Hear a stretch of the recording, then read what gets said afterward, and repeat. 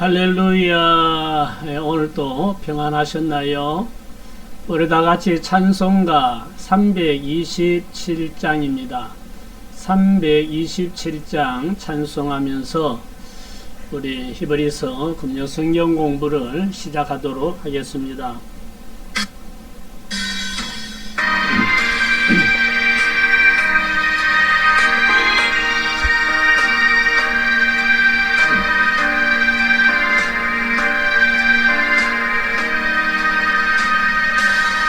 주님 주신 화평 믿어먹기 위해 너는 정성껏 기도했나. 주의 제단 앞에 모두 바치기 전 복을 받을 줄 생각 마라. 주의 제단에 산제사 드린 후에 주 내 맘을 주정하니 주의 뜻을 따라 그와 동행하며 영생 복락을 누리겠네. 주의 좋은 빛에 항상 활동하며 선한 사업을 힘쓰겠나. 자유 얻으려면 주의 뜻을 따라 너의 모든 것 희생하라. 주의 제단에 산제사 드린 후에 주 내 맘을 주정하니 주의 뜻을 따라 그와 동행하며 영생 복락을 누리겠네.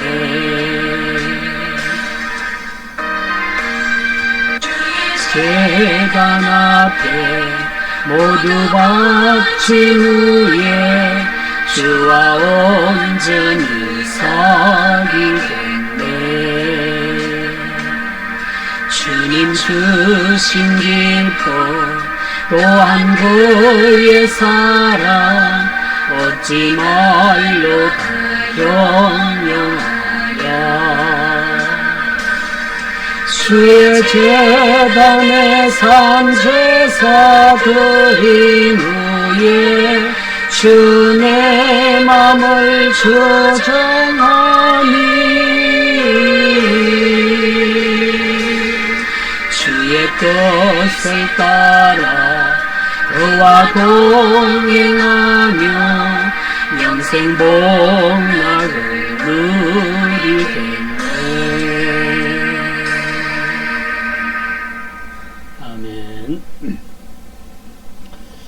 기도드리겠습니다. 할렐루야. 아버지 하나님 은혜를 감사합니다. 오늘도 하나님 은혜로 또 한날의 삶을 인도해 주시고 은혜 베풀어 주셔서 이 하루를 평안하게 잘 살 수 있게 하심을 감사드립니다. 하나님 아버지 한순간 한순간 우리가 살아가는 모든 삶이 다 하나님의 은혜임을 믿습니다. 하나님 아버지 이 밤에도 하나님 아버지 말씀을 묵상하며 하나님 뜻을 또 깨닫고 하나님이 기뻐하시는 삶을 살기 원합니다. 성령 하나님 오늘도 말씀을 깨우쳐 주시고 하나님의 뜻을 알게 하여 주시고 또 우리가 더욱더 하나님이 기뻐하시는 뜻을 따라 사는 은혜롭고 복된 삶이 되도록 하나님 은혜 베풀어 주시기 원합니다. 하나님 아버지 말씀을 묵상하고 그 말씀을 순종하고 삶으로 영혼이 잘 되게 하시고 모든 범사가 복되게 하시고 우리의 육신이 강건하여서 하나님 영광을 드러내고 하나님 기쁨이 되는 삶을 살기에 부족함이 없도록 항상 은혜 베풀어 주시니 감사합니다. 이 시간 주님께 맡깁니다. 홀로 영광 받아 주옵소서. 예수님 이름으로 기도드립니다. 아멘. 아멘. 네, 오늘은 참되고 영원한 대제사장 이런 주제로 오늘 히브리서 5장 1절서 10절 본문을 함께 은혜 나누려고 합니다. 서문을 같이 읽어보겠습니다. 구약의 제사장은 백성의 죄를 위해 제사를 드렸지만 자신도 연약하여 먼저 자신을 위해 제사를 드려야 했습니다. 그러나 예수님은 흠이 없으신 완전한 대제사장으로 영원한 구원을 이루셨습니다. 네, 오늘은 참되고 영원한 대제사장에 대해서 함께 우리가 말씀을 나누면서 공부해 보겠습니다.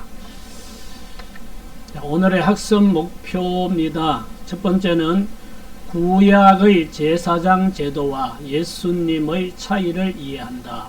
두 번째, 예수님이 순종으로 대제사장의 직분을 완성하심을 배운다. 세 번째, 구원과 중보의 중요성을 깨닫는다. 이것이 학습 목표이고요. 내용을 요약하면 첫째는 구약 제사장은 연약하여 자신도 제사를 드려야 했다. 제사장 직분은 스스로 취하는 것이 아니다. 세 번째는 그리스도는 하나님의 부르심으로 대제사장이 되셨다. 네 번째, 예수님은 순종함으로 온전하게 되셨다 하는 것이 오늘 우리 히브리서 5장 1절서 10절까지의 말씀의 내용을 요약하면 이렇다 하는 거고요. 자, 질문은 첫째, 구약 제사장이 백성을 불쌍히 여길 수 있었던 이유는 무엇입니까? 자, 히브리서 5장 1절 2절 말씀을 보면 이런 말씀이 있습니다.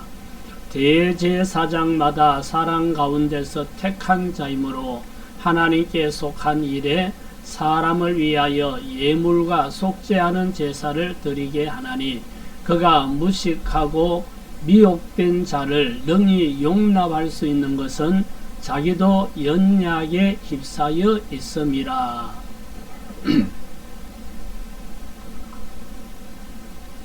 백성들 중에 잘 모르고 죄를 지었거나 아니면은 또 순간 미혹되어서 죄를 지은 그런 백성들에 대해서 제사장이 그들을 용납했다는 거죠.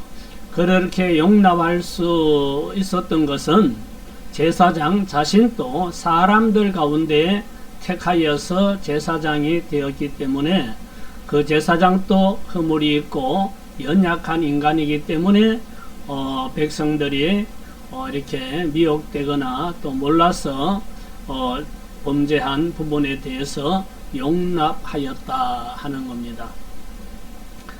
뒤에 나오지만 그러나 예수님은 사람들 가운데서 택하여서 제사장이 된 것이 아니고 하나님께로부터 와서 하나님의 부르심으로 제사장이 되었다 하는 것이 일반 구약시대의 제사장과 또 예수님의 다른 점이라고 할 수 있겠죠. 자, 두 번째 질문, 제사장은 먼저 누구를 위해 제사를 드려야 했습니까? 자, 5장 3절에 그러므로 백성을 위하여 속죄제를 드림과 같이 또한 자신을 위하여도 드리는 것이 마땅하니라.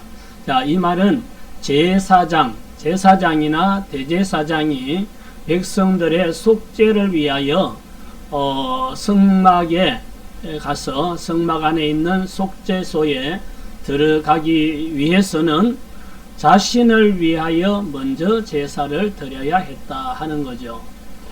제사장이나 대제사장도 죄를 지을 수 있는 연약한 인간이기 때문에 속죄일에 백성을 위해서 제사를 드리러 성전에 나가기 전에 먼저 자신을 정결하게 하는 제사를 드렸다 이런 얘기죠.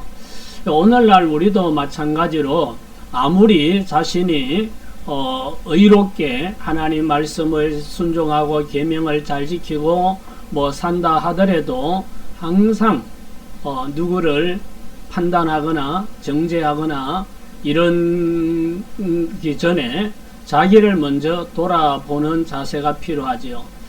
성경 말씀에도 내 눈에는 들보가 있는데 형제의 눈 속에 있는 티를 빼게 하라 할 수 있느냐? 내 눈에 들보를 먼저 뺀 다음에 형제의 눈에 티를 빼자고 해야 되지 않느냐, 이런 말씀이 있듯이 사람들은 항상 자기의 허물과 부족함을 보지 못하고 다른 사람의 허물과 죄를 보고 정죄하고 판단하지요. 세상에서도 사람들은 항상 상대방을 향하여 비난하고 정죄하고 판단하고 그러는데, 알고 보면 나중에 그러는 사람들 자신도 그 비판하고 판단했던 사람들 못지않은 부족함이 있고 죄가 있다는 것이 드러날 때가 있죠. 그래서 항상 제사장이 백성들의 제사를, 속죄를 위하여 제사 드리러 가기 전에 자기를 위하여 제사 드렸듯이 우리도 항상 자기를 먼저 돌아보는 이런 자세를 가져야 될 줄 믿습니다. 자, 세 번째, 예수님은 어떻게 대제사장이 되셨습니까? 히브리서 5장 5절 6절 말씀 같이 보십시다. 또한 이와 같이 그리스도께서 대제사장 되심도 스스로 영광을 취하심이 아니요 오직 말씀하시니가 그에게 이르시되 너는 내 아들이니 내가 오늘 너를 낳았다 하셨고, 또한 이와 같이 다른 데서 말씀하시되 네가 영원한 멜기세덱의 반차를 따르는 제사장이라 하셨으니, 앞에서 우리 보았듯이 구약시대의 제사장은 백성들 가운데 한 사람을 택하여서 제사장이 되게 했다 하는 건데, 여기 예수님은 오늘 여기 말씀 나왔듯이 스스로 영광을 취하심이 아니요 하나님께서 아들로 낳으셨고 하나님께서 예수님을 제사장으로 부르셨다. 오늘날로 말하면 하나님께서 예수님을 제사장으로 임명하셔서 멜기세덱의 반차를 따르는 제사장이 되게 하셨다 하는 겁니다. 멜기세덱은 성경에 멜기세덱이라는 이름이 나오는데 살렘 왕이라고도 나오고 하나님의 지극히 높으신 하나님의 제사장이라고 나오고 있습니다. 살렘 왕이 멜기세덱에 대해서는 자세하게 이렇게 알기는 어려운데 대제사장의 상징적인 그런 인물로 소개되고 있습니다. 그래서 예수님은 하나님께서 낳으시고 하나님께서 부르시고 하나님께서 제사장으로 임명하셔서 대제사장이 되셨다 하는 것을 볼 수가 있습니다. 자, 네 번째, 예수님은 무엇을 통해 순종을 배우셨습니까? 히브리서 5장 8절, 그가 아들이시면서도 받으신 고난으로 순종함을 배워서, 그가 아들이시면서도 받으신 고난으로 순종함을 배웠다. 예수님 무엇을 통해 순종을 배웠는가? 고난을 통해 순종을 배웠다. 이렇게 말씀하고 있죠. 자, 이게 아들이시면서도 예수님은 하나님의 아들이시기 때문에 출생부터 예수님은 죄가 없으신 분입니다. 그런데 예수님은 저와 여러분의 죄를 대신 지고 십자가에 달려서 못 박혀서 고난을 당하셨습니다. 예수님이 십자가에 못 박혀 죽기까지 순종하신 것은 그것이 바로 하나님의 뜻이었기 때문입니다. 그래서 예수님은 자신의 피를 뿌리고 우리의 죄를 용서받게 하시는 이 순종으로 하나님의 뜻을 이루어드리고 대제사장이 되셨습니다.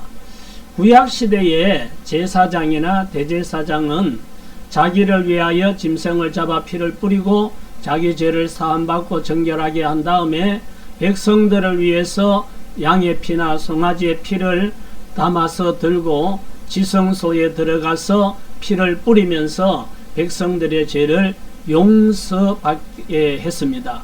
용서받도록 했는데, 근데 예수님은 짐승의 피를 들고 간 것이 아니고 자신의 피, 예수님이 십자가에 달려서 물과 피를 다 쏟으시고 그 피를 하나님께 드림으로써 우리들의 죄를 용서받게 하시는 참 대제사장, 정말 영원하신 대제사장이 되셨다, 이런 말이죠. 우리가 평안할 때 하나님 말씀에 순종합니다, 하나님 사랑합니다, 이런 말들 하는 거는 그렇게 어렵지가 않습니다. 그런데 고난 속에도 정말 말씀에 순종할 때 진짜 순종을 배우게 되는 거죠. 여러 가지 상황이 힘들고 어렵고 고통이 있고 어려운 가운데도 하나님 말씀이기 때문에 따라야지 하고 순종하는 것, 그것이 진짜 순종이다. 예수님은 고난을 통해 순종을 배우셨다 하는 것을 오늘 알 수가 있고요. 자, 다섯 번째는 온전하게 되신 예수님은 자기를 순종하는 자들에게 무엇을 주십니까? 히브리서 5장 9절, 온전하게 되셨은저 자기에게 순종하는 모든 자에게 영원한 구원의 근원이 되시고, 예수님은 십자가에 죽으시기까지 순종하심으로 대속 제물이 되셨기 때문에 예수님 말씀에 순종해서 예수 그리스도를 주님으로 영접하는 모든 사람들에게 영원한 구원을 주시는 근원이 되셨다. 영원한 구원을 주신다, 이런 말이죠.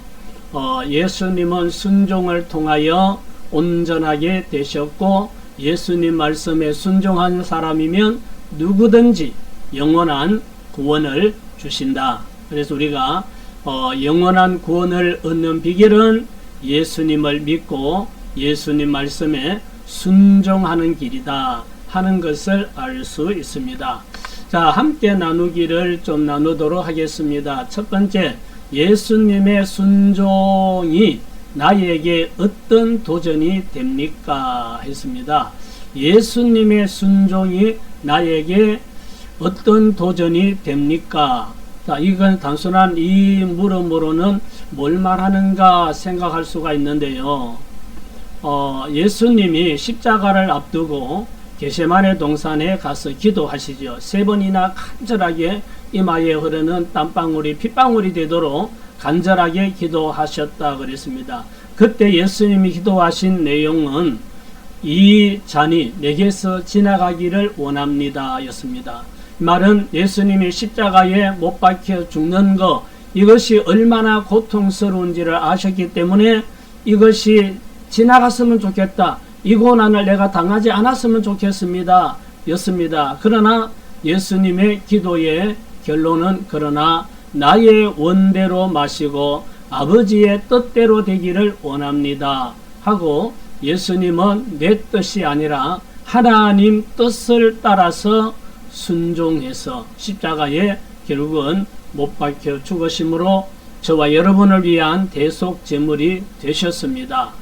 자, 여기서 예수님의 순종이 나에게 어떤 도전이 되는가 하는 것을 생각할 때 나의 평안보다 하나님의 뜻을 위해 순종해야 된다 하는 것을 생각하게 하죠.